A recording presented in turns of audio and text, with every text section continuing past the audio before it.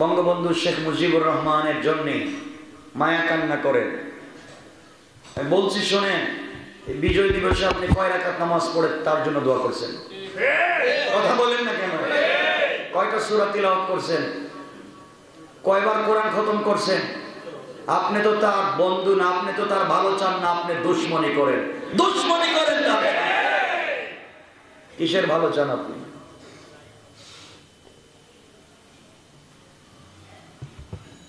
ভালো চাইতে হবে, কিন্তু বাংলাদেশের হাজার হাজার লক্ষ লক্ষ উলামায়ে কেরাম ওনার জন্য দোয়া করেছে, করেন নাই? দোয়া করেছে।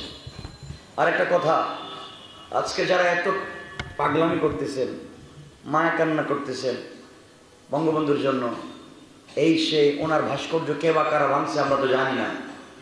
আমরা জানি না বলছি, আমরা জানি না। কলিজায় রক্তকরণ হচ্ছে ওনাদের, কে ভাঙলো? আমরাও চাই যাই বানানো হোক, হালাল হোক হারাম হোক, ভাঙতে যাওয়া কেন অন্ধকারে? কথা বলেন। এর যৌক্তিক প্রতিবাদ করা চাই। কথা বলেন না কেন? যৌক্তিক প্রতিবাদ করা চাই। কিন্তু আমার কথা হচ্ছে, আজকে মাটির তৈরি একটা ভাস্কর্যের জন্য আপনারা কান্নাকাটি করতেছেন। আর আজ থেকে অনেক দিন আগে বঙ্গবন্ধুর লাশ যখন ৩২ নম্বরে পড়েছিল, ১-২ ঘন্টা নয়, দিনের পর দিন পড়েছিল। আপনি কোথায় ছিলেন? আপনার কোথায় ছিলেন? আপনি কোথায় গেলেন না লাশ আনতে?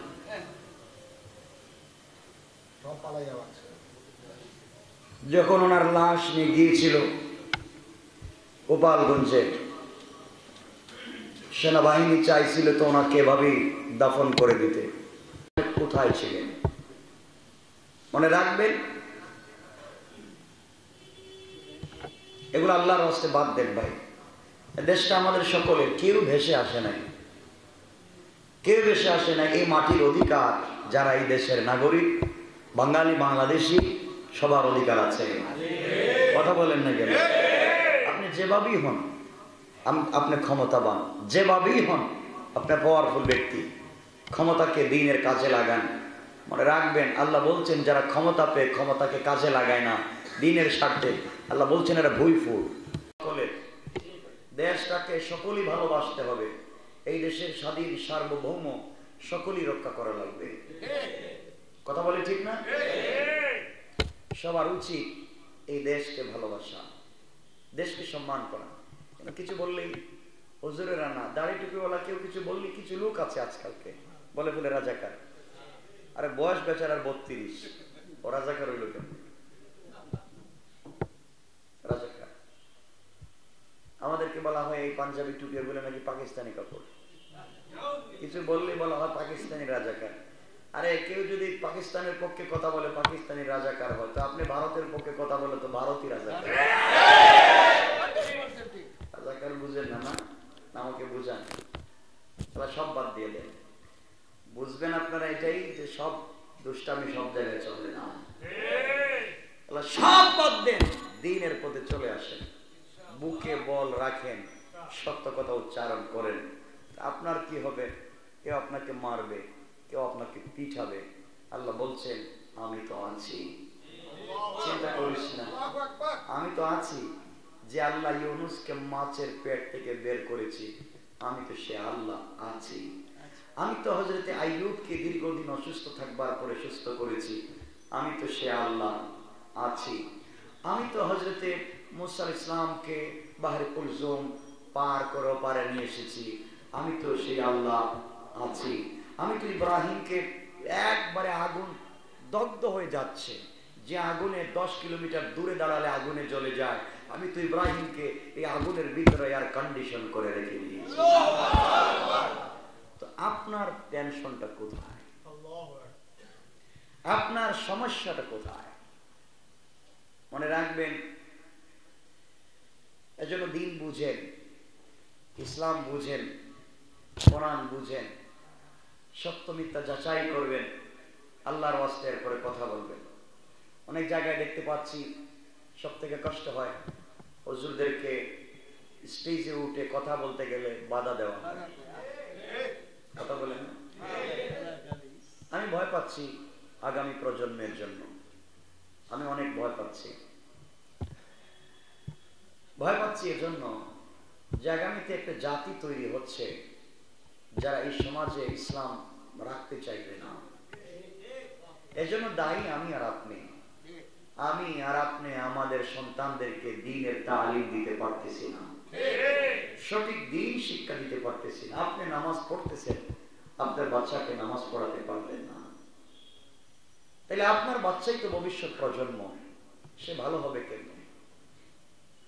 আজকালকে কলেজ ইউনিভার্সিটির মেয়েরা, ছেলেরা যারা সুশিক্ষায় শিক্ষিত হবার কথা, তারা রাস্তাঘাটে, এই রাস্তাঘাটে পাবলিক প্লেসে বসে এক হাতে চা আর এক হাতে সিগারেট। মিথ্যা বলছি? এগুলো করতেছে। এই হুজুরেরা মহিলাদের অধিকারের জন্য আন্দোলন করেছেন, মহিলাদের অধিকার প্রতিষ্ঠার জন্য সমাজে আন্দোলন করেছেন, ইসলামী নারীকে সম্মান দিয়েছে। কথা হচ্ছে যে যাকে সম্মান দেয় সে তাকে সম্মান দিতে পারে না। বাংলাদেশে কিছু নারীদেরকে কিছু লোক রাস্তায় নামিয়ে দিচ্ছে, ওলামায়ে কেরামের বিরুদ্ধে দাঁড় করাইয়া দিচ্ছে। মনে রাখবেন, আমাদের কাজ হচ্ছে হালাল এবং হারাম এটা বুঝাইয়া দেওয়া। মানা না মানা আপনার দায়িত্ব। আপনি যদি বুঝেন তো আপনি মানেন না কেন? আপনি বাসায় বসে বসে কোরআন পড়েছেন, আপনি আমার চাইতে বেশি কোরআন হাদিস জানেন, তো আপনার মুখে দাঁড়িয়ে নাই কেন? কথা বুঝেন নি? দাঁড়িয়ে গেল কই? আপনি বাসায় বসে বসে কোরআন হাদিস শিখছেন, তো আপনি বড় আলেম, আপনার মুখের ভাষা এত বিশ্রী কেন? কথা বলুন। আলেমের ভাষা কি এত বিশ্রী হয়? যারা মদ খায়, বাবা খায়, খাওয়ার পরে ব্রেন ঠিক থাকে না। তো আমি বলবো, হয়তো আগে কে ছিল চুরি ডাকাতি করছে, আপনার ভাগ দেয় নাই, আপনি আসছেন এখন ডাকাতির ভাগ পাইতেছেন না, এই জন্য মাথাটা এমনি গরম হয়ে আছে। সব বাদ দেন, ভালো হয়ে যান। ভালো হতে পয়সা লাগে না, কিন্তু ফেন্সিডিল খাইতে টাকা লাগে, লাগে না? ভালো হয়ে যান। আপনাদেরকে বলছি, আমরা সকলেই মরব না, আপনারা থাকবেন না, শুধু আমি একা মরব না। আর আমার তো বিশ্বাস মরে তো যাবই। যা বলতেছি সব নিঃস্বার্থ ভাবে, কারো প্রতি রাগ দুঃখ নাই। যা বলছি তো আল্লাহ রসুলের কথাগুলো বলছি। কাউকে মিষ্টি ভাষায় বুঝাতে হয়, কারণ বুঝতে হয় ও লোকটাকে মিষ্টি মিষ্টি কথা বলে বুঝবে, আর কারো ঘাড় ধাক্কা দিয়ে বুঝিয়ে দিতে হয়। মহা ধাক্কা না দিলে ঠিক হয় না। কথা বুঝেননি? কিছু ঘাড় তেরা লোক আছে। এজন্য আল্লাহ বলছেন আমার তেলাওয়াতকৃত আলোচ্য আয়াতে, ইয়া আইয়ুহাল্লাযীনা আমানু কুনু কওয়ামিনা বিল কিসত, হে ঈমানদারগণ তোমরা ন্যায়ের উপর প্রতিষ্ঠিত থাকো। কে বলছেন? আল্লাহ। সবাই বলেন আল্লাহ। কি বলছেন? ন্যায়ের উপর প্রতিষ্ঠিত থাকো। স্যাক্রিফাইস করো না, কম্প্রোমাইজ করার নাম করে, মিলেমিশে চলার নাম করে দুর্নীতি করো না। আমাদের দেশে দুঃখ হচ্ছে, কিছু হুজুর বা কেউ ওনারা বলেন সমাজ যখন যেভাবে আসুক কম্প্রোমাইজ করে চলতে হবে, স্যাক্রিফাইস করে চলতে হবে। আরেক হুজুর দেখতেছি ওয়াজ করতেছেন, আমি তো নাম বলতেছি না, উনি বলতেছেন যে আপনার ছেলেকে ডিসি এসি বানাবেন কেন, এসপি বানাবেন কেন, ম্যাজিস্ট্রেট উকিল রেজিস্ট্রার বানাবেন কেন? এটা দুনিয়ার শিক্ষা, এটা আমাদের দরকার নাই। আমাদের দরকার হচ্ছে বাচ্চাকে শুধু আলেম বানাবেন। কারণ আমরা দেখেছি বড় বড় হুজুরদের পিছনে অনেক ডিসি এসপি এসে লাইন দিয়ে বসে থাকে দোয়ার জন্য, মুসাফা করার জন্য। অনেক ডিসি এসপিরা হুজুরদের পিছনে লাইন দিয়ে বসে থাকে। সুতরাং আমি ডিসি হব কেন, আমি তো ছেলেকে আলেম বানাবো। এটা ওনার যুক্তি। এই যুক্তি নিয়ে আপনি বসে থাকেন। আপনাদের কি বলছে, আপনারা ওই যুক্তি নিয়ে বসে থাকেন।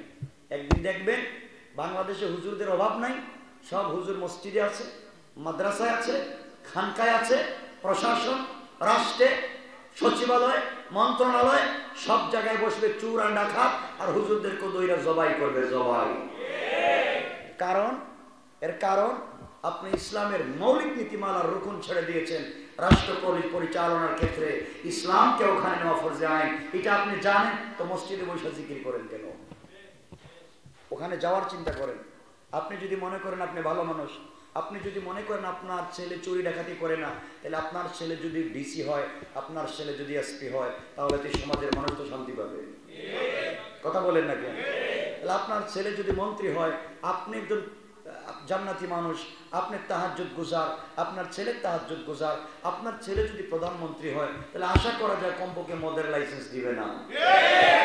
তাহলে আপনি শুধু মসজিদের একবার চিন্তা করলেন কেন? বাচ্চাকে সুশিক্ষায় শিক্ষিত করতে চান না কেন?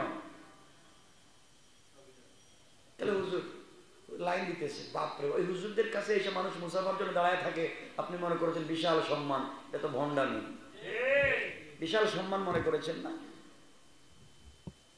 রাসূল পাকের কাছেও মানুষ লাইন দিত মুসাফার জন্য, কিন্তু তিনি ছিলেন রাষ্ট্রপ্রধান।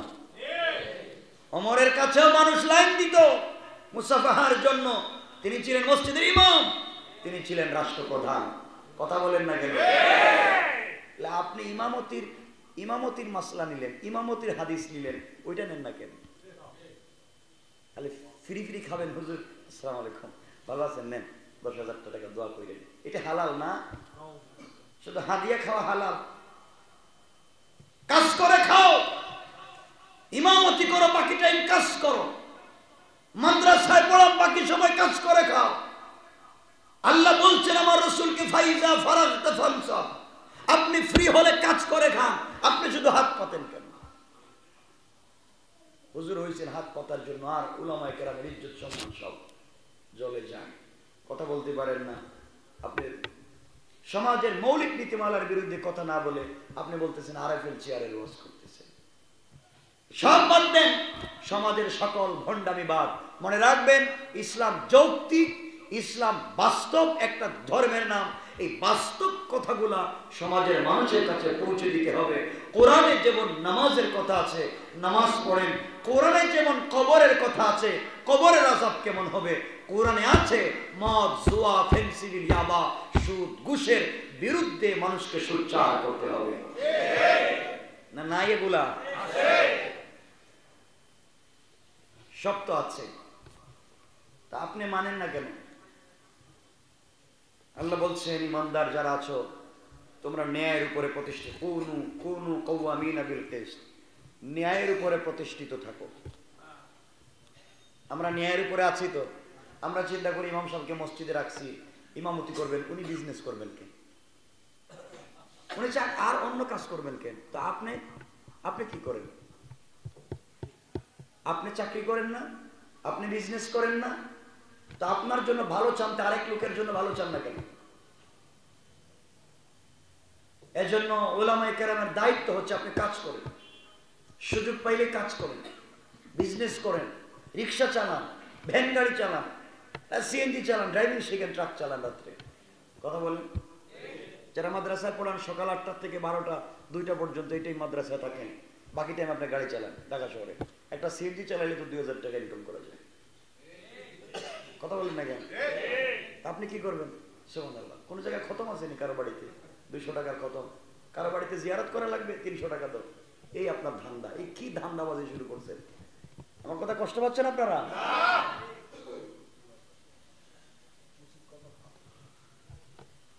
কাজ করেন, নাহলে টেইলারিং শিখেন, সেলাই করবেন, নাহলে ধুলাই খালিকা পার্সের কাজ করা শিখেন, নাট বল্টু কেমনে লাগানো যায়, ফ্রি টাইমে কাজ করবেন। মানে কাজ করা লাগবে আপনাকে। আপনাকে মৃত্যুর পরে জবাব দেওয়া লাগবে, আপনার এই জিন্দেগি কেমনে কাটাইছেন। বলবেন ইমামতি করছি, তো আর কি করছো? বলে আর কিছু জানি না। তো কি উত্তর দিবেন? আমাকে বলেন না, কিছু তো বলা লাগবে আল্লাহর সামনে দাঁড়িয়ে। রাসূল পাক ইমামতি করেন নাই? আপনাদের কথা বলা লাগবে, ইমামতি করেন নাই? ব্যবসা করেন নাই? ছাগল রাখালি করেন নাই? এটা তো শুধু ওয়াজ করছেন, আমি করব না, আমি শুধু সুবহানাল্লাহ। রাসূল তাহাজ্জুদের নামাজ পড়েন নাই? তা রাসূল কাজ করেন নাই? হযরত ওমর, আবু বকর তো মাটি কাটছেন, মাটি।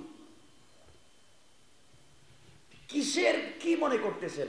আরে হযরত দাউদ আলাইহিস সালাম তো পয়গম্বর, অনেক বড় বড় পয়গম্বর ছিলেন, মুচির কাজ করতেন, জুতা সেলাই করতেন, জুতা সেলাই করছেন, লোহার কাজ করছেন, কাপড় সেলাই করছেন, না করেন নাই? আপনি কি করতেছেন? আপনি আয়রন করা কাপড়, পারফিউম, আর তো রাস্তায় বাইরিলেন, আসসালামু আলাইকুম, খতম আসেনি আপনার? আব্বা তো গতকালকে মারা গেছিল, তারিখ আজকে। অনেক ইমাম সাহেব আছেন মসজিদের, যারা মুসল্লিকে টেলিফোন করে বলেন আপনি তো ভুলে গেছেন গত বছর এই তারিখে আপনার আব্বা মারা গেছিলেন, খতম একটা পড়ছিলাম, হাদিয়া পাঠাইয়া দিয়ে। কথাগুলো বলছি, খারাপ লাগতেছে আপনাদের? কি ব্যবসা শুরু করছেন? কি ব্যবসা? পাবলিকের হক। পাবলিকের হক হচ্ছে তার কাছে আপনি তার জন্য দোয়া করা। হাক্কুল মুসলিমি আলাল মুসলিমে খামসুন, একজন মুসলমানের জন্য আরেকজন মুসলমানের উপরে 5টা হক রয়েছে। এর মধ্যে একটা হক হচ্ছে তার জন্য দোয়া করা। একটা হক কি? তার জন্য কি করা? একজন যদি ভালোবেসে আপনার তার বাড়ি লিখকে দিয়ে দেয়, তার মেয়েরে আপনার কাছে বিয়া দিয়ে দেয়, তার 14 গোষ্ঠী সব বিজনেস আপনার নামে লিখে দেয়, আপনার ভালোবেসে 10,000 টাকা হাত দিয়ে দেয়, সমস্যা আছে? কিন্তু না দিলে বলবেন দেখছেন লম্বা দোয়া করছি, টাকা পয়সা দিল না, আল্লাহ ঠাডা বলো। এটা কি কাজ হইল? আমাকে বলেন আপনারা। আমার কথা কষ্ট পাচ্ছেন আপনারা? আরে বোঝাতে চাচ্ছি, আপনারা তো এই জাতি, আপনি ভুলে গে যাচ্ছেন কেন? আপনি কোন জাতি? আপনি তো ওই জাতি। আপনার এক ভাইয়ের নাম ছিল সাদ বিন আবি ওয়াক্কাস, আপনার এক ভাইয়ের নাম, সে আলাদা কোনো গ্রহের না, এই দুনিয়ার। এই কিছুদিন আগে 1400 বছর আগের একটা ছেলে যার নাম সাদ বিন আবি ওয়াক্কাস রাদিয়াল্লাহু তাআলা আনহু, ইউনিভার্সিটিতে পড়েন নাই, স্টামফোর্ডে পড়েন নাই, নর্থ সাউথে পড়েন নাই, নর্দানে পড়েন নাই, ক্যামব্রিজে পড়েন নাই, মেট্রোপলিটনে পড়েন নাই, কুইন মেরিতে পড়েন নাই, হার্ভার্ডে পড়েন নাই, তিনি পড়েছেন রাসূলের কাছে আল কোরআন। আর কিচ্ছু না, থিসিস করেছেন জিন্দেগিতে আল কোরআন, আর কিচ্ছু পড়েন নাই। এই লোকটার ক্ষমতা, পাওয়ার কোথায় চলে গেল? আরে কথাটা পরে বলছি, মনে পড়ে গেল হযরত আবু বকরের কথা। তো বলতেছিলাম যে কাজ করবেন কেন? আবু বকর রসুলের ভাবে ওয়াজ করতেন, তো আবু বকর এখানে বসে ওয়াজ শুনতেন, এখানে বসে। হযরতে আবু হুরায়রা এখানে বসতেন। তো আবু বকর কি করতেন জানেন? আবু হুরায়রাকে বলতেন, ভাই আজকে কাজে না গেলে তো ঘরে খাবার নেই, আমি কাজে যাচ্ছি, কাজ করে যা ইনকাম করব অর্ধেক টাকা আমার ঘরে রেখে দিন, আর তুমি এখানে বসে রসুল কি বলেন শুধু মুখস্থ করবেন, তোমাকে আমি বেতন দিব। আমি কাজ করে আসার পরে মসজিদে তুমি আমাকে ইশার করে সারাদিন রসুল কি ওয়াজ করছেন শুনাইয়া দিবা, বিনিময় তোমাকে বেতন দিব। কি বুঝলেন? এরা বেতন দিয়া হচ্ছে দিন শিখতেছেন, বেতন দিয়া দিন শিখতেছেন। আর আপনি ইংলিশের টিচারকে 5,000 টাকা দিবেন, ও সপ্তাহে আসবে 2 দিন, মাসে আসবে 5 দিন। আর চারুকলার একজন টিচারকে দিবেন যিনি গান শিখায়, নাচ শিখায়, হাডুডুডু শিখায়, এগুলার সারে গামা শিখায়, একে দিবেন 10,000 টাকা। আর যিনি কোরআন পড়বে উনাকে দিবেন 370 টাকা। তো আপনার কপালে ঠাডা পড়বে না থেকে আরেকজনের পড়বে নাকি? কথা বলছেন না কেন? হুজুরকে টাকা দিতে পারেন কি? আপনার সমস্যাটা কি আমাকে বলেন। তাহলে বোঝা গেল আপনার কাছে কোরআনের দাম নাই, বোঝা গেল আপনার কাছে দ্বীনের দাম নাই। এই জন্য তো আপনার বাচ্চা খারাপ হচ্ছে। যেমন বাবা ঠিক মতো দেখবেন ছেলে বাসা আসে এভাবে সাপের মতো বাঁকা তালা বড়া হয়ে বাসা আসে, মানে খাইয়াইছে তো। কথা বললেন না কেন? মসজিদে আসলে আপনার বিপদ, আপনি বলবেন না এই হুজুরের কাছে যেও না, হুজুরের দ্বারের কাছে যেও না, গেলেই তোমাকে মৌলবাদী বানিয়ে দিবে। মৌলবাদী মানে কি? মৌলবাদী মানে হচ্ছে যারা মূলকে আঁকড়ে ধরে বেঁচে থাকে, সেই তো মৌলবাদী। আমরা তো ইসলামের মূলকে ধরে রেখেছি।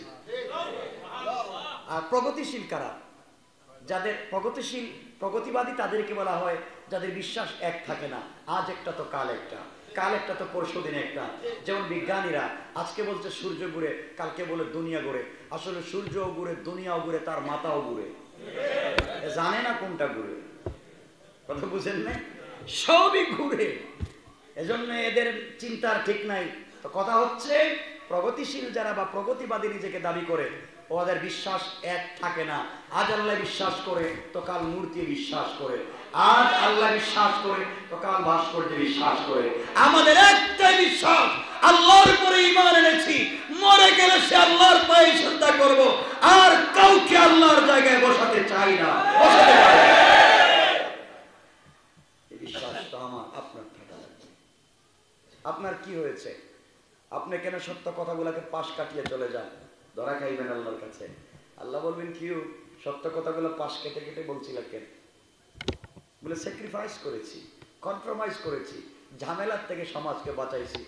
আরে তুমি তো স্যাক্রিফাইস আর কম্প্রোমাইজের ওয়াজ শিখছো, তাহলে আমি তোমাকে শোনাইয়া দিই স্যাক্রিফাইসের একটা ওয়াজ। হযরতে হুসাইন রাদিয়াল্লাহু তাআলা আনহু শহীদ হয়েছিলেন কোথায়? তিনি বলতে পারতেন আমি ইয়াজিদের সঙ্গে মারামারিতে নাই। ইয়াজিদ হযরত মুআবিয়া জলিলুল কদর সাহাবী, বিশ্ববিখ্যাত একজন সাহাবীর ছেলে, তার সঙ্গে ভেজালের দরকার নাই। ও যা করে করুক, স্যাক্রিফাইস করে ফেলি, তুমি দামেস্কে থাকো, আমি মদিনায় থাকি। হুসেন বলতে পারতেন আমি মদিনার বাদশা, তুমি দামেস্কের বাদশা, তুমি তোমার মতো চলো, আমি আমার মতো ইসলামের দাওয়াত দিই। পারতেন না? আপনাকে বলা লাগবে পারতেন না? স্যাক্রিফাইস করতে পারতেন না? তিনি মদিনার থেকে বলেছেন না, হবে না।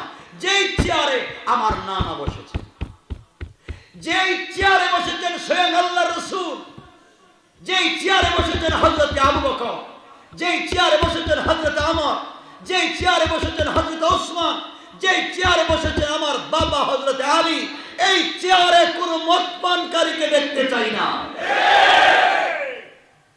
তিনি স্যাক্রিফাইস করলেন না, তিনি স্যাক্রিফাইস করলেন না। আর আপনি 1450 বছর পরে এসা সব বুঝে ফেলেছেন, শুধু স্যাক্রিফাইসের কম্প্রোমাইজের ওয়াজ শিখলেন। এগুলো বাদ দাও। যা আছে কোরআনে কি স্যাক্রিফাইসের ওয়াজ নাই? আল্লাহ তো বুঝাই দিয়েছেন কোথায় স্যাক্রিফাইস করবেন। আল্লাহ বলছেন স্যাক্রিফাইস করো, তোমার প্রতিবেশী একজন বৌদ্ধ, তোমার প্রতিবেশী একজন হিন্দু, তোমার প্রতিবেশী একজন খ্রিস্টান, তুমি স্যাক্রিফাইস করো, এটা যেন তার কষ্ট না হয়, তার দিকে তুমি তাকাইও, তার জন্য কোনো বিপদ না হয়, তোমার কারণে তার জন্য কোনো কষ্ট না হয়, তোমার কারণে সে যেন কোনো বিপদে না পড়ে, তার প্রতি তুমি সহনশীল হও, তার প্রতি তুমি ধৈর্যশীল হও, তার প্রতি ভালো ব্যবহার করো, দেখবা একদিন সে কালিমা পড়ে মুসলমান হয়ে যাবে। ঠিক না? তা আপনি এখানে স্যাক্রিফাইস করবেন, দিনটাকে শিখা লাগবে। তো বলতেছিলাম আমার এক ভাই, আপনার এক ভাই, তার নাম সাদ বিন আবি ওয়াক্কাস, কোন ইউনিভার্সিটিতে পড়ে নাই, রসুলের কাছে দিন শিখেছেন, গিয়েছেন জিহাদে, যুদ্ধ করতে করতে চলে গেছেন পারস্যে। পারস্য তো বুঝেন না, চিনেন না? পারস্যে চলে গেছে। আজকের এই প্যারিস, আল্লাহ মাফ করো, আজকের এই প্যারিস, আজকের এই ফ্রান্স, ওরা কোথায় ছিল, আজকে কি করতেছে? মনে রাখবেন, আমি আরেকবার বলছি, আজ ইসলামের উপরে সব থেকে বড় কঠিন নির্লজ্জভাবে আঘাত আসতেছে। আর আপনারা মনে করতেছেন কিয়ামত, কিয়ামত এখন স্টাডি, কিয়ামত শুরু হয়ে গেছে, কিয়ামতের প্রাথমিক পর্যায়ে এখন চলতেছে পৃথিবীতে। কিয়ামত শেষ হবে পৃথিবী ধ্বংসের মাধ্যমে, এখন কিয়ামত চলতেছে এই দুনিয়ায়, কিয়ামত আরম্ভ হয়ে গেছে। কথা বুঝছেন?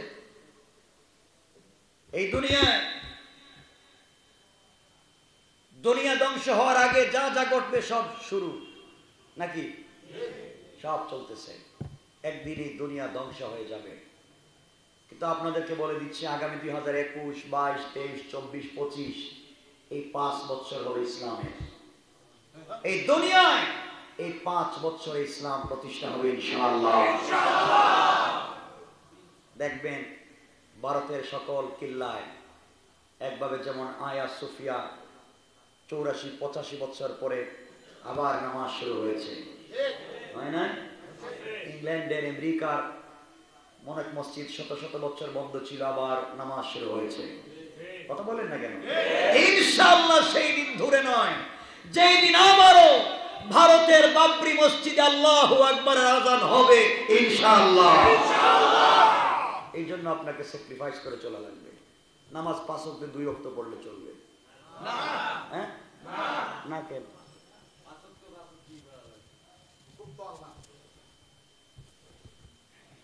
আমার মুসলমান বন্ধুগণ, গভীর মনোযোগ। আপনার এক ভাই, আমার এক ভাই, যার নাম সাদ বিন আবি ওয়াক্কাস রাদিয়াল্লাহু তাআলা আনহু পারস্যে চলে গেলেন, নবীজির মিশনকে জিন্দা করবার জন্য চলে গেলেন। পারস্যকে অবরোধ করলেন, অবরোধ করার পরে ওখানে যুদ্ধ হলো, জয়লাভ করলেন। সাহাবীদেরকে ডাক দিয়ে বললেন, মুসলমান সৈন্যবাহিনীকে ডাক দিয়ে বললেন, শোনো, আমরা কি সাগরের এই পার পর্যন্ত ইসলামটাকে রেখে দিয়ে চলে যাব, নাকি ইসলামটাকে ওপারেও নেওয়া লাগবে? আমরা সাগরের পারে চলে এসেছি, পৃথিবীর এক প্রান্তরে চলে এসেছি, সাগরের ওপারে হচ্ছে আফ্রিকা। আমরা এখন ইসলামকে মদিনা থেকে নিয়ে পারস্য পর্যন্ত পৌঁছে গিয়েছি, পারস্যের মধ্যে ইসলামের পতাকা উড্ডীন করে দিয়েছি। তোমরা কি চাও ওই পারে সাগরের ওই জায়গায় ইসলাম থাকবে, নাকি ওপারে যাবে? সবাই ডাক দিয়ে বলছেন, আপনি আমাদের নেতা, আপনি আমাদের সেনাপ্রধান, আপনি যদি আমাদেরকে অর্ডার করেন, আপনি যদি আমাদেরকে হুকুম করেন, ওখানে কেন? যেখানে সূর্য উঠে, যেখানে সূর্য ডুবে, ওখান পর্যন্ত দিন পৌঁছে দিতে পিছপা হব না। তিনি বললেন, তাহলে শোনো, সাগর পাড়ি দিয়ে ওপারে আফ্রিকার ভূখণ্ডে ইসলামের পতাকা উড্ডীন করা লাগবে, ইসলামের পতাকা পৌঁছে দেওয়া লাগবে। কি করা যায়? ওপারে যাওয়া লাগবে। সবাই চিন্তা করলে, বিশাল সাগর, কেমনে পার হব? ওই পারে আমরা কেমনে যাব? সাগর পার হওয়ার মতো তো কোনো যন্ত্র নাই, কিছুই নাই। সাদ বিন আবি ওয়াক্কাস বললেন, চিন্তার কারণ নাই, যে আল্লাহর দ্বীন জিন্দা করবার জন্য সাগরের ওপারে চলে যাচ্ছি, নিজের বাড়ি ছেড়েছি, সন্তানদেরকে ছেড়ে দিয়েছি, পরিবারকে ফেলে দিয়ে এসেছি। যে আল্লাহর দ্বীনকে জিন্দা করতে চাই, ওই আল্লাহ আমাদের সাথে আছেন, আমাদের কিছু হবে না। এই কথা বলে সাদ বিন আবি ওয়াক্কাস 60,000 সেনাবাহিনী নিয়ে আল্লাহু আকবার বলে ঘোড়াকে সাগরের পানির উপরে ছেড়ে দিলেন। আল্লাহু আকবার। 60,000 সৈন্য সাগরের মধ্যে ঘোড়া চালিয়ে দিলেন। চালাতে চালাতে পর্যায়ে সাগরের ওপারে পৌঁছে গেলেন। তাকায়া দেখেন ঘোড়ার একটা পায়ের নিচেও সাগরের পানি লাগে না। আল্লাহু আকবার। তার কাছেও তো কোনো অস্ত্র ছিল না, ছিল তো সেই ঈমান। এখানে লম্বা ইতিহাস তারিখে ইবনে জারির তাবারিতে লিখে সকল পৌঁছে গেলেন ওপারে।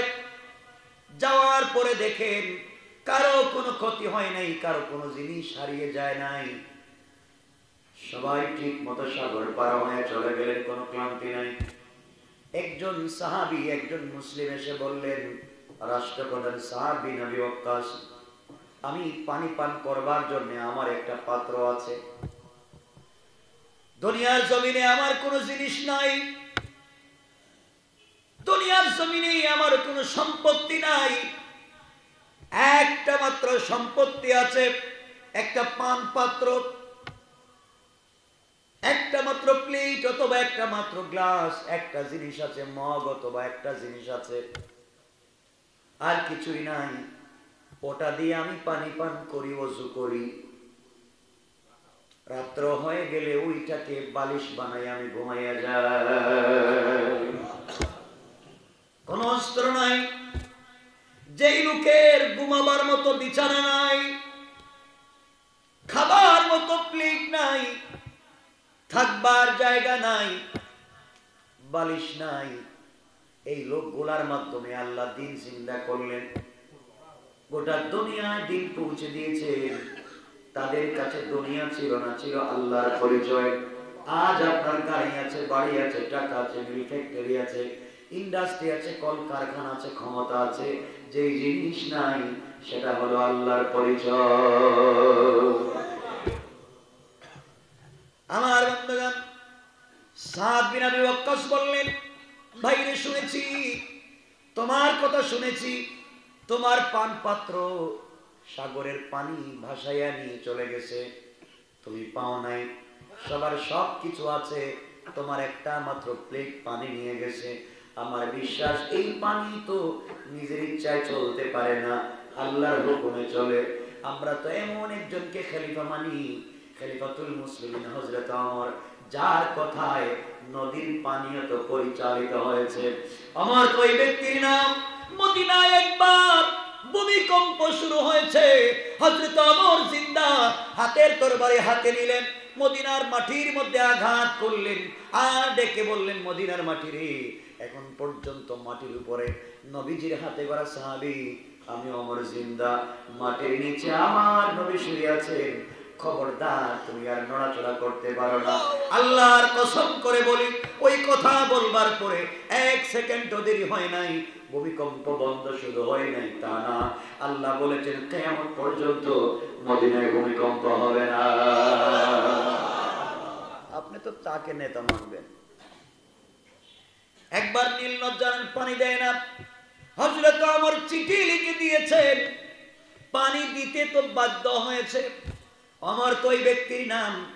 হাজার হাজার মাইল দূরে হযরতে সারিয়া জিহাদ করতেছেন, জুমাবার দিনে কাফেররা ঘিরে ফেলতেছে পাহাড়ের উপর দিক থেকে, সারিয়াকে ঘিরে ফেলেছে, আঘাত করবে, মুসলমানদেরকে শহীদ করবে। শত শত মাইল দূরে হযরত ওমর মদিনার মিম্বরে দাঁড়িয়ে খুতবা দিচ্ছেন।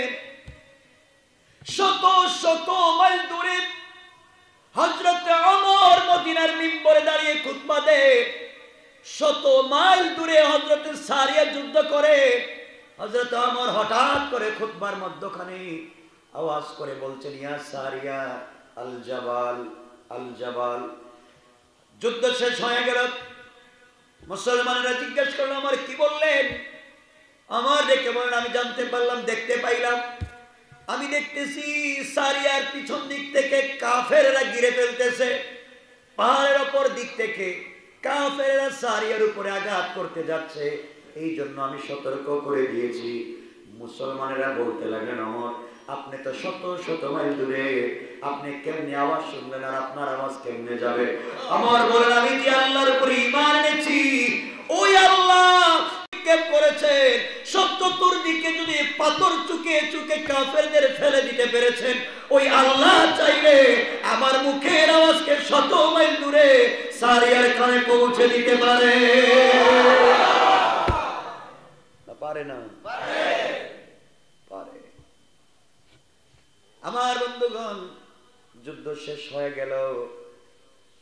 হযরতে সারিয়া মদিনায় আসলেন, এসে কান্না জড়িত কণ্ঠে বলতে লাগলেন, খলিফাতুল মুসলিমিন ওমর, ওই দিন যদি আপনি আমাকে সতর্ক না করতেন, তাহলে কাফেরেরা তো আমাদেরকে ঘিরে ফেলেছিল।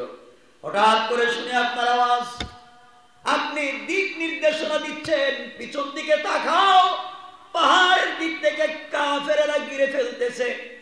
আপনার কথা শুনে পিছন দিকে ঘুরে গিয়েছি আর অস্ত্র নিয়ে তাদের বিরুদ্ধে মোকাবেলা করেছি। আল্লাহ আপনার একটা কমান্ডের কারণে আমাদেরকে বিজয় দিয়েছেন। সমস্ত মুসলমান তো আশ্চর্য, শত মাইল দূরে এর আওয়াজ গেল কেমনে? পৌঁছে দিয়েছেন কে? সবাই বলা লাগবে, পৌঁছে দিয়েছেন কে? সে আল্লাহকে চিনতে ভুল করতেছেন কেন? সে আল্লাহকে চিনতে ভুল করতেছেন কেন? হযরতে সারিয়া বললেন, এ ওমরের কথা। সাদ বিন আবি ওয়াক্কাস বলছেন, চিন্তা করো না, নদীর পানি, সাগরের পানি যদি তোমার সত্যিকার এই লুটা পাত্র নিয়ে থাকে, আমার বিশ্বাস এরা তোমাকে ফিরাইয়া দিতে বাধ্য। আল্লাহু আকবার বললেন। কিছুক্ষণ পরে সাগর উত্তাল হয়ে ঢেউ উঠেছে। একটা ঢেউয়ের পানি, জোয়ারের পানি সাগরের তীরে এসেছে। এসে জোয়ারের পানি যখন চলে গিয়েছে, হযরত সাদ দেখেন তার এই বন্ধুর হাতের এই লুটা পাত্রটা এখানে পড়ে আছে।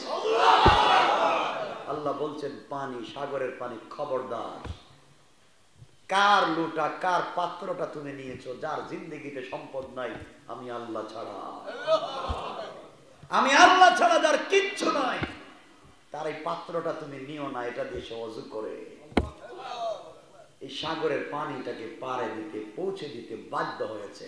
আপনি তো বিশ্বাস করবেন সে আল্লাহর উপরে। কথা কি বুঝতেছেন আমার?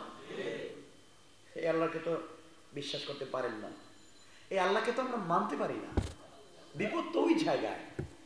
আল্লাহকে মানে মনে পড়ে গেল আলীর কথা। আলী বলতেন, আলীকে কাফেররা বলতো, আলী তুমি তো বড় আলেম, তুমি কেমনে মুসলমান হইলে? বুঝলাম জাহেলেরা কালিমা পড়তেছে, অশিক্ষিত যারা কালিমা পড়তেছে, তুমি কেন মুসলমান হয়েছো? তুমি তো জেনে শুনে এই না দেখে আল্লাহকে বিশ্বাস করতে পারো না। আলী বলছে, তোমরা জানো না আমি আল্লাহকে দেখে শুনে কালিমা পড়েছি। সাহাবায়ে কেরাম বলছিলেন একদিন, আলী তুমি যে ওই দিন বলছিলা কেমনে কি আমাকে বুঝাইয়া দাও।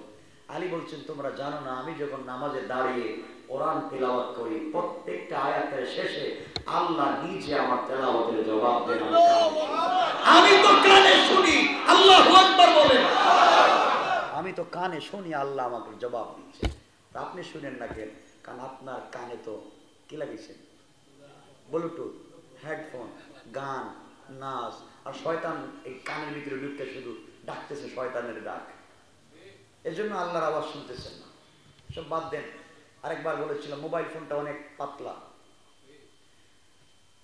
অনেক পাতলা। আপনি পৃথিবীতে আপডেট হবেন, আপডেট তো হতেই আছেন, পৃথিবীতে আপডেট হচ্ছেন, আপনি ডিজিটাল হচ্ছেন, আপডেট। আপনি কত আপডেট হবেন পৃথিবীতে? আইফোনের উপরে তো আপডেট হওয়া যাবে না, কথা বলেন নাকি? না এর উপরে আপডেট কিছু আছে? তো আপনি আপডেট হচ্ছেন, এত আপডেট। যত আপডেট হবেন তত অশ্লীল হবেন, যত আপডেট হবেন তত আপনার নারী বেপর্দা হবে, আপনার মেয়ে বেপর্দা হবে। আপডেট হবেন তো আপনি কোরআনকে সাথে রাখবেন, আল্লাহ আপনাকে ভালো রাখবেন, কোরআন সাথে রাখবেন। আজকে কোরআন নাই, আপনি আপনার কাছে কোরআন নাই। আগে দেখতাম গ্রামগঞ্জে গেলে সকালবেলা বাচ্চাদের কি সকালবেলা সবার ঘর থেকে কোরআনের আওয়াজ শোনা যায়, ঠিক না? কি একটা মধুর। কেন এই আপনাদের কথা বলছি, আপনারা যখন ছোট ছিলেন তখন আপনারা বাসায় কোরআন শরীফ পড়তেন, কথা বলেন না কেন? মিথ্যা কথা বলছি? আমি আমার বাবাকে দেখেছি, যে আমি সকালে উঠেই দেখতাম বাবা বসে বসে কোরআন শরীফ পড়তেছে।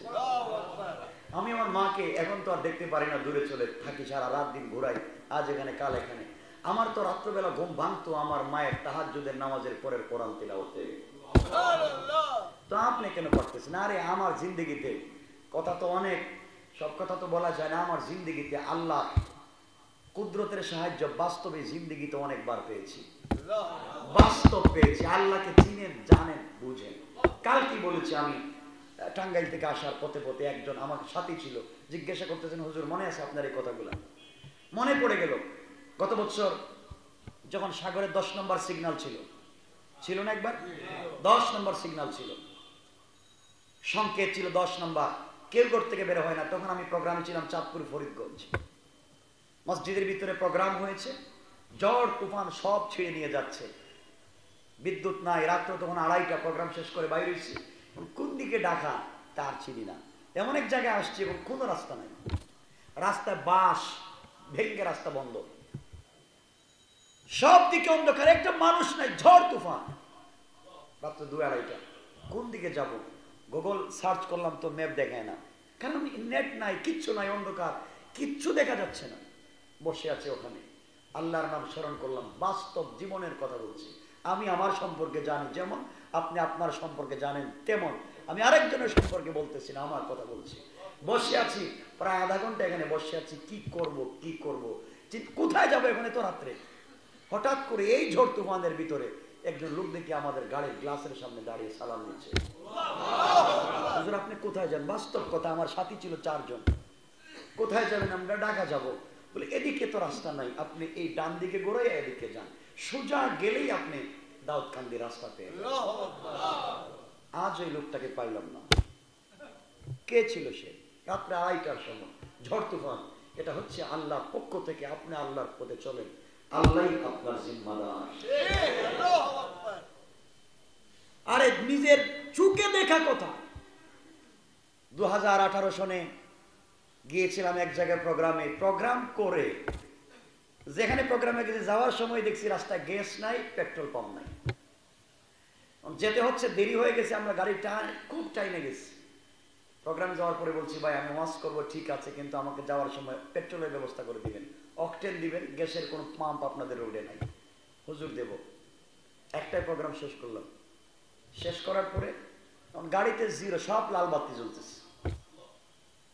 জিজ্ঞাসা করলাম গ্যাস পাম্প কত দূরে?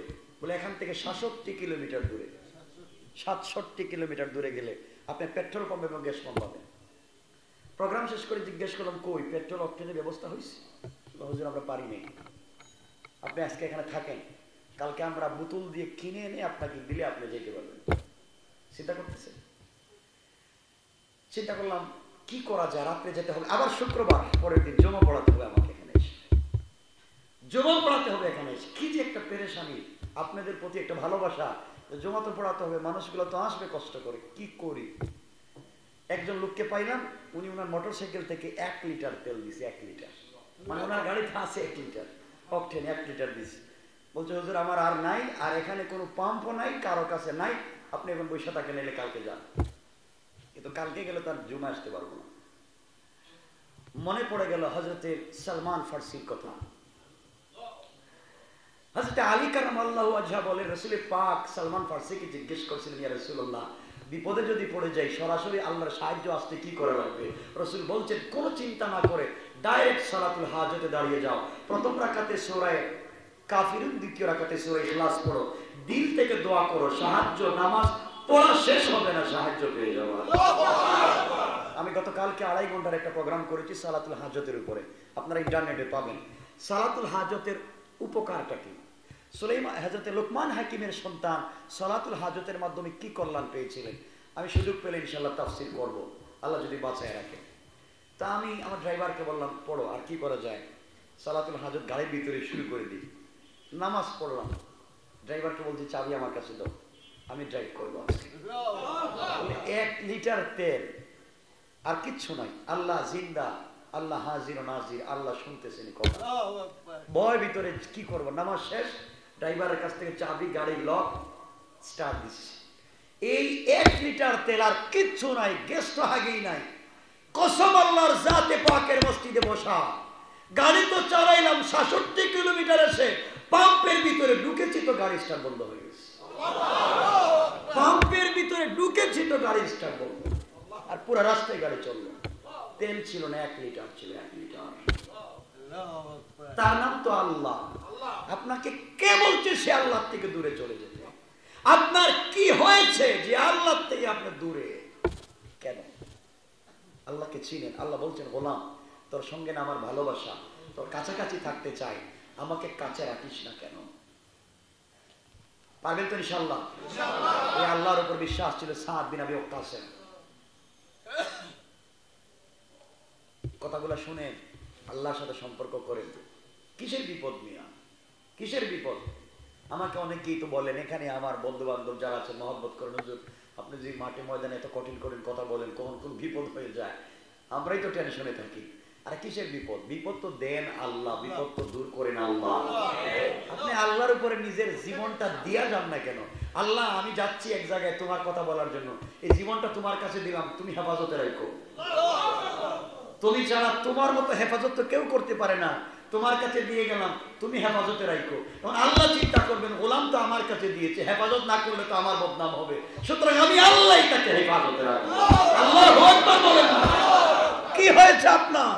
সে আল্লাহকে চিনতে ভুল করতেছে। হযরতে সাদ বিন আবি ওয়াক্কাস নদীর পাড়ে গেলেন আফ্রিকায়। আফ্রিকার মহাদেশে গিয়ে সরকারকে বলতে চাইলেন আমরা এসেছি এখানে দেশ দখলের জন্য না, কালিমার দাওয়াত দিতে, আমাদেরকে কালিমার দাওয়াতের সুযোগ দেন। ওরা চিন্তা করলো কালিমার দাওয়াত দিলেই তো মূর্তি পূজার বাস শুরু হয়ে যাইব, মূর্তি পূজা মানবে না, করবে না, সুতরাং এদেরকে এখানে রাখার দরকার নেই। কি করা যায়? বাদশা চিন্তা করলো এরা তো আর আরবি, এরা কি আর বুঝে নাকি আফ্রিকার ভাষা? আসছে জঙ্গলে, রাত্র হয়ে যাক, এদেরকে পিটাইয়া জঙ্গলই সাইজ করে দিই। নাউজুবিল্লাহ বললেন না? বাদশার নিয়ত হচ্ছে মাইর দেওয়া। সাদ বিন আবি ওয়াক্কাস দেখলেন সরকার সুযোগ দিচ্ছে না, দেশের জনগণও সুযোগ দিচ্ছে না। তিনি 60,000 মুসলিমদেরকে বললেন চলো আমরা এই সমতল ভূমিতে থেকে লাভ নাই, আমরা আফ্রিকার জঙ্গলে ঢুকে যাই। সাদ বিন আবি ওয়াক্কাস 60,000 মুসলিম নিয়ে চলে আসলেন আফ্রিকার মহা জঙ্গলের সামনে। এসে মুসলমানদেরকে বললেন আফ্রিকার জঙ্গলের সামনে একটা মঞ্চ তৈরি করো, আমি কথা বলবো। হাজার হাজার আফ্রিকার মানুষেরা দেখতেছে এরা কত বড় পাগল, এখানে মঞ্চ তৈরি করবে, এদের ওয়াজ কে শুনবে? জঙ্গলের ভিতরে মঞ্চ তৈরি করা হলো, মাঠের দিকে, খালি ময়দানের দিকে, জঙ্গলের দিকে, মঞ্চ ওদিকে তৈরি না করে জঙ্গলের দিকে তৈরি করা হলো। আল্লাহু আকবার। সমস্ত মুসলমানেরা মাঠের মধ্যে দাঁড়িয়ে আছেন, শুধুমাত্র কেবলমাত্র সাদ বিন আবি ওয়াক্কাস দাঁড়ালেন মঞ্চে আর মুখ করলেন জঙ্গলের দিকে। জঙ্গলের দিকে তাকায়া সাদ বিন আবি ওয়াক্কাস বললেন, হে হিংস্র প্রাণীরা শুনো, হে আফ্রিকার জঙ্গলের হিংস্র প্রাণী তোমরা শোনো, নাহনু আসহাবু রাসূলিল্লাহি সাল্লাল্লাহু আলাইহি ওয়াসাল্লাম, আমরা আল্লাহর রাসূলের সাথী বন্ধু তোমাদের এই ভূখণ্ডে এসেছি। যেই দিন হেরার গুহা থেকে যেই কোরআন এসেছে, এই কোরআন আরব দেশ থেকে নিয়ে এসেছি তোমাদের আফ্রিকার ভূখণ্ডে দিন জিন্দা করবার জন্য, তোমাদেরকে ইসলামের পথে নিয়ে আসার জন্য। কিন্তু পাবলিক আমাদেরকে জায়গা করে দেয় নাই, পাবলিক আমাদেরকে সহযোগিতা করে নাই, রাষ্ট্রপ্রধান আমাদেরকে সহযোগিতা করে নাই। সুতরাং জঙ্গলের হিংস্র প্রাণী তোমরা শোনো, আজকে রাত্রে আমাদেরকে জঙ্গলের ভিতরে থাকা লাগবে। আমরা নবীজির সাথী বন্ধু ৬০,০০০ মুসলিম এই জঙ্গলের ভিতরে আমরা থাকবো। সাবধান, তোমরা আমাদের সঙ্গে বেয়াদবি করবে না। আমি এই কথা বলেন হাতের লাঠি দিয়ে একটা রেখা তিনি বললেন, এর ভিতরে কোন হিংস্র প্রাণীকে যেন না পাওয়া যায়। তোমরা ১ ঘন্টার ভিতরে জঙ্গল ছেড়ে দাও, আমরা এই জঙ্গলের ভিতরে আজকে রাত্রে থাকবো। তোমরা জঙ্গল ছেড়ে অন্য কোথাও আজকে চলে যাও। এই কথা বলেন সাদ ডেকে ডেকে বললেন, হিংস্র প্রাণী শোনো, ১ ঘন্টার ভিতরে তোমরা যদি জঙ্গল ছেড়ে চলে না যাও, আমার হাতে যে তরবারি দেখতেছো, এই তরবারি দিয়ে ফয়সালা হবে। হিংস্র প্রাণী থাকতে পারবে না, সিংহ, বাঘ, ভাল্লুক, সাপ থাকতে পারবে না। সবাইকে তো আমি কচু কাটা করব। তোমরা চলে যাও, আমরা আল্লাহর গোলাম, আল্লাহর দ্বীন জিন্দা করবার জন্য এসেছি, তোমরা আমাদেরকে সহযোগিতা করো। সাদ বিন আবি ওয়াক্কাস যখন জঙ্গলের দিকে তাকায়া হিংস্র প্রাণীদেরকে বক্তৃতা করতে লাগলেন, ওই সময়ে আফ্রিকার মানুষেরা হাসে আর বলে, কত বড় পাগল, চিন্তা করে কত বড় পাগল মানুষ, বাদ দিয়ে এখন জঙ্গলের প্রাণীদেরকে ওয়াজ করে। এগুলা তো দেখতেছি মানুষরা। হযরত সাদ বক্তৃতা শেষ করলেন, শেষ করে মঞ্চ থেকে নেমে সমস্ত সাহাবায়ে কেরামকে বললেন, সালাতুল হাজত পড়ো। সালাতুল হাজত পড়া শুরু হয়ে গেল। এদিকে সকল প্রাণীরা, সিংহ তার মুখে তার বাচ্চা, বাঘ বাঘের মুখে বাচ্চা, অজগর অজগরের মুখে বাচ্চা ডিম, সমস্ত প্রাণীরা তাদের বাচ্চা ডিম গুলা নিয়া ১ ঘন্টা নয়, আধা ঘন্টার ভিতরে জঙ্গল ছেড়ে অন্যত্র চলে যায়। মুসলমানদের জন্য সব খালি করে দিলাম। আফ্রিকার মানুষ থেকে তো ভয় পেয়ে গেল, কি ব্যাপার, ওর বাসা ওরা কেমনে বুঝে, আর ওর কথাই বা ওরা কেমনে শুনলো। সকল প্রাণীরা দেখে চলে যায়। আরে তাদের ভিতরে তো ভয় নাই। আল্লাহ বলেছেন সবসময় সাক্ষ্য দান করবার, ন্যায় এবং ইনসাফের, আমানতের উপরে থাকবা, আমার তাওহীদ আল্লাহর রাসূলের রিসালাতকে মানবা, তোমাদের বিপদ আসবে না। সকল সময় সকল পর্যায়ে হেফাজতের জিম্মাদার স্বয়ং আমি আল্লাহ। সুবহানাল্লাহ। এ আল্লাহ কি আছেন? কথা বলেন, আছেন। সুতরাং আমরা সবাই মিলে আল্লাহর উপরে বিশ্বাস রাখবো, পারবো তো ইনশাআল্লাহ। আল্লাহ আমাদেরকে হেফাজত করুক, আমিন। অনেকে দোয়া চেয়েছেন, নাজিমউদ্দিন